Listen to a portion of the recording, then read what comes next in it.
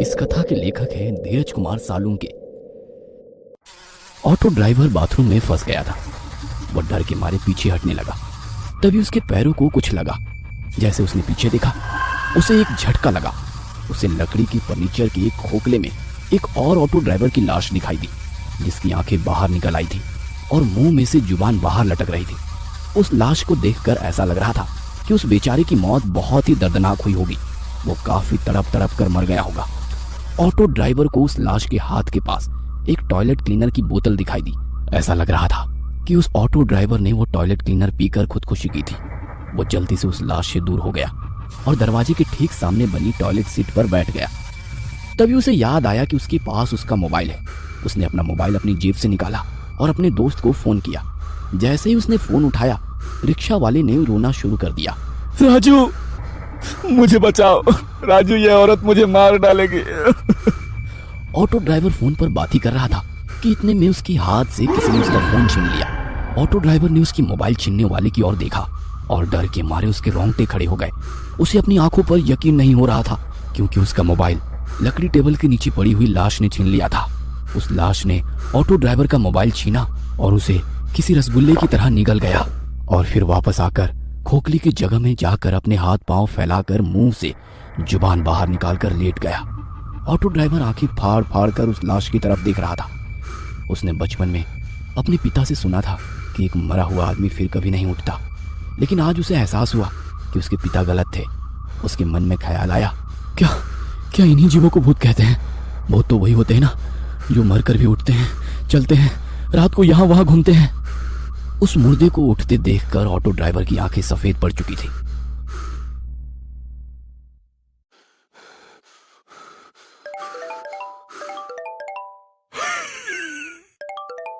तभी अचानक से उसकी मोबाइल की रिंगटोन बजनी शुरू हो गई। उसका मोबाइल उस मुर्दे के पेट में बज रहा था। ये पक्का राजू का ही फोन होगा। ऑटो ड्राइवर मन ही मन बोल पड़ा। उसे समझ नहीं आ रहा था कि अब करे तो क्या करे। वो बड़ी ही मुश्किल में पड़ चुका था, क्योंकि वो अब ना तो राजू को कॉल कर सकता था, ना राजू का कॉल रिसीव कर सकता था। उसका मोबाइल 2-3 बार बजा, लेकिन कोई फायदा नहीं हुआ, क्योंकि फोन उठाना अब उसके लिए असंभव था। वो मोबाइल ही उसका बच निकलने का एकमात्र रास्ता था। और जब उसे महसूस हुआ कि अब वो रास्ता बंद हो गया है, तो वो फूट फूट कर रोने लगा। मैडम, मुझे यहाँ से निकालो। वो चीख चीख कर रोने लगा। तभी बाथरूम के बाहर से वो औरत बोली, अरे तुम अंदर कैसे फंस गए? आपको अंदर किसने बंद किया? ऑटो ड्राइवर यह सुनकर खुश हो गया कि औरत ने उसे बाथरूम में बंद नहीं किया था। मैडम, जल्दी से बाहर से दरवाजा खोलो, किसी ने दरवाजा बाहर से बंद कर दिया है। उसने बाथरूम के बाहर खड़ी औरत से कहा। हाँ, खोलती हूँ, आप बस दरवाजे के आगे ही खड़े हो जाइए। ऐसा कहकर वो औरत वहाँ से चली गई। कुछ ही देर में लोहे का कांटों वाला फावड़ा लेकर आ गई। ऑटो ड्राइवर दरवाजे के आगे ही खड़ा हुआ था। क्या आप दरवाजे पर नहीं हैं? उसने रिक्शा वाले से पूछा। ऑटो ड्राइवर अंदर से दरवाजे के सामने खड़ा था। हाँ मैडम, मैं दरवाजे के सामने खड़ा हूँ, आप बस जल्दी से दरवाजा खोलिए। ऑटो ड्राइवर बाथरूम से चिल्लाया। वो औरत हाथ में नुकीला फावड़ा लेकर बाथरूम के दरवाजे की तरफ भागी। इधर बाथरूम के अंदर ऑटो ड्राइवर ने सोचा, मैडम अभी दरवाजा खोलेंगी, कहीं मैं दरवाजे के बीच में ना आ जाऊं। इसलिए वो दरवाजे के किनारे पर चला गया और जैसे ही दरवाजे से बाजू हटा, उसी वक्त वो लोहे का नुकीला फावड़ा दरवाजे के आर पार हो गया। यह देखकर ऑटो ड्राइवर के होश ही उड़ गए। अगर वो उस दरवाजे के सामने एक और पल भी खड़ा होता, तो वह लोहे का नुकीला फावड़ा उसके पेट से बाहर गुजर जाता और वह उसी पल मर गया होता। वो औरत जान गई थी कि उसका हमला जाया हो गया है, इसलिए उसने वो फावड़ा दरवाजे में से खींचकर बाहर निकाला। अरे क्या हुआ? आप दरवाजे के सामने खड़े रहिए ना, मैं अभी दरवाजा खोल देती हूँ। वो औरत बहुत ही प्यार से बोली, लेकिन ऑटो ड्राइवर ने अपने मुंह से एक शब्द भी नहीं निकाला। अरे डरो मत, मैं तो सिर्फ दरवाजा खोलने की कोशिश कर रही थी। एक बार फिर मीठी आवाज में बड़ी प्यार से बोली। अंदर ऑटो ड्राइवर का हाथ डर के मारे कांप रहे थे। उसे पता था कि अगर वो दोबारा दरवाजे के सामने गया तो वह औरत नुकीला फावड़ा उसके पेट में घुसेड़ देगी। लेकिन फिर भी वो देखना चाहता था कि अगर वो इस बार दरवाजे के सामने गया तो क्या होगा। हैं, मैं खड़ा हूँ दरवाजे के सामने। ऑटो ड्राइवर दरवाजे के बाजू में खड़े होकर बोला। वो औरत जोर से चिल्लाई और उसने फिर एक बार बड़ी ताकत से लोहे का फावड़ा दरवाजे में घुसेड़ दिया और बाहर निकाला। यह देखकर ऑटो ड्राइवर घबरा गया। औरत को फिर से एहसास हुआ कि वह अपना शिकार चुक गई है, तो उसे गुस्सा आ गया। क्या हुआ? दरवाजे के सामने आ जाना, मैं दरवाजा खोल रही हूँ। ऑटो ड्राइवर को समझ नहीं आ रहा था कि अब क्या करे। नहीं, रहने दो, मैं अंदर ही ठीक हूँ, आप दरवाजा मत खोलना। ऑटो ड्राइवर ने उस औरत से कहा। वैसे वो औरत गुस्से से लाल हो गई और उसने अपने हाथ में से फावड़ा नीचे फेंक दिया। ठीक है, तो तुम बाहर नहीं आना चाहते तो मैं ही अंदर आ जाती हूँ। वो औरत ने डरावनी आवाज में ऑटो ड्राइवर से कहा और वो दरवाजा खोलने लगी। ऑटो ड्राइवर ने सोचा कि अगर वो अंदर आ गई तो ना जाने उसके साथ क्या करेगी, क्योंकि उस औरत के सर पर खून सवार था। तभी उस औरत ने दरवाजे को अंदर धकेल दिया। ठीक तभी ऑटो ड्राइवर होश में आया और अपनी पूरी ताकत से उसने दरवाजे को अंदर से बाहर धकेला और अंदर से बंद कर दिया। वो औरत गुस्से से लाल हुई और दरवाजे पर लात मारने लगी। खोलो दरवाजा, खोलो दरवाजा, खोलो। वो दरवाजे पर लात मारते हुए चिल्ला रही दरवाजा। थी। उस औरत का वो भयानक बर्ताव देखकर ऑटो ड्राइवर बहुत डर गया। वो अपने सिर पर हाथ रखकर नीचे बैठ गया और रोने लगा। ये मैं कहाँ आकर फंस गया। वो सर पकड़कर रोने लगा। तभी उसे अपने गांव की पागल बाबिया की बात याद आने लगी। एक औरत के चक्कर में बाबिया ने अपनी खेती बाड़ी और घर बेचकर वो भिखारी बन गया था और बाद में वो पागल हो गया था। तब से वह हर आदमी को पकड़कर सिर्फ एक ही वाक्य कहता था, भाई चानात खूब वाहटा है। मतलब औरत की लत बहुत खराब है। लेकिन तभी ऑटो ड्राइवर उसे हर वक्त कहता कि वह मर्द है क्या जिसे औरत की लत ना हो। ऐसी जिंदगी से तो मौत अच्छी। और आज वो एक औरत की वजह से ही मौत के सामने खड़ा हुआ था। बाबिया सही कहता था, भाई चानात खूब वाइट टस्सो। उसने खुद से ही कहा।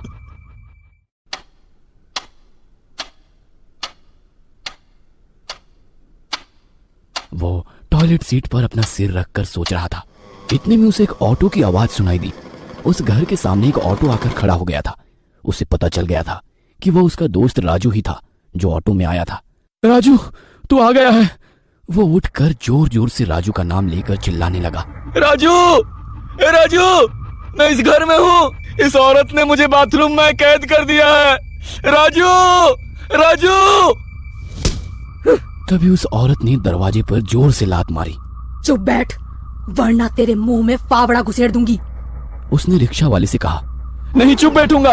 ऑटो ड्राइवर थोड़ी हिम्मत दिखाते हुए बोला।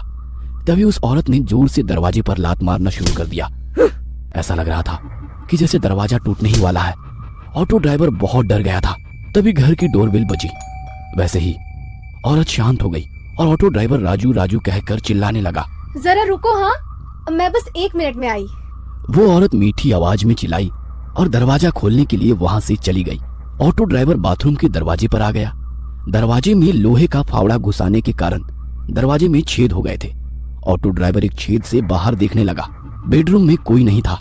3-4 मिनट में वो औरत राजू को बेडरूम में ले आई। राजू को देखकर ऑटो ड्राइवर ने चिल्लाना शुरू कर दिया। राजू बचाओ, इस औरत ने मुझे बाथरूम में बंद कर दिया है। राजू। राजू ने ऑटो ड्राइवर की आवाज सुन ली। वो दौड़ता हुआ बाथरूम के दरवाजे पर आया और बोला, रुको, मैं दरवाजा खोलता हूँ। उसने दरवाजा खोलने की कोशिश की, लेकिन वो खुल ही नहीं रहा था। इस औरत को मत छोड़ना राजू, इसने मुझे अंदर बंद कर दिया है। इसने मुझे मारने की कोशिश की है, खलास कर डालो इसको। ऑटो ड्राइवर ने बड़े गुस्से में राजू से ये कहा। यह सुनकर राजू गुस्से से लाल हो गया। उसने अपनी जेब से चाकू निकाला और जोर से चिल्लाया। उसके सिर से खून निकलने लगा। फिर भी राजू उठने की कोशिश करने लगा। उस औरत ने पास में एक टेबल से एक शीशे का फलदान लिया और उसे फिर से राजू के सिर में जोर से पटक दिया और बोली, उप्स, तुम्हें तो लग गई। और एक डायन की तरह हंसने लगी। राजू फर्श पर खून से लथपथ था। वह दर्द से तड़प रहा था। उसके सर में टूटे हुए कांच के टुकड़े घुस गए थे। उसके सर में से सफेद फर्श पर खून बहने लगा था। यह देखकर ऑटो ड्राइवर का दिल दहल गया था। वो जोर जोर से रोने लगा और राजू का नाम लेने लगा। राजू, मेरे दोस्त। राजू ही उसके बच निकलने का आखिरी रास्ता था और वो रास्ता बंद हो चुका था। वो औरत राजू के बगल में बैठ गई और उसने राजू का सिर अपनी गोद में रख लिया और उसके सिर पर हाथ फेरते हुए वो लोरी गाने लगी। सो जा मेरे राजकुमार, तुम हो मेरा सारा संसार। जब से तुम मुझे मिले मेरा जीवन हुआ खुशहाल। जीवन में मेरे रंग भरे तूने ही लाखों हजार। सो जा मेरे राजकुमार, सो जा मेरे राजकुमार। वो लोरी गा रही थी। इतने में अचानक राजू ने अपने पास पड़े चाकू को उठाकर उस औरत के सिर में घोंप दिया। वो औरत चिल्लाई और फर्श पर गिर गई। क्या वो औरत मर गई? क्या घायल राजू जिंदा बच पाएगा? और क्या ऑटो ड्राइवर उस भूतिया बंगलों से बच निकलेगा? इन सभी सवालों के जवाब जानने के लिए इस कहानी का अगला पार्ट देखना मत भूलना।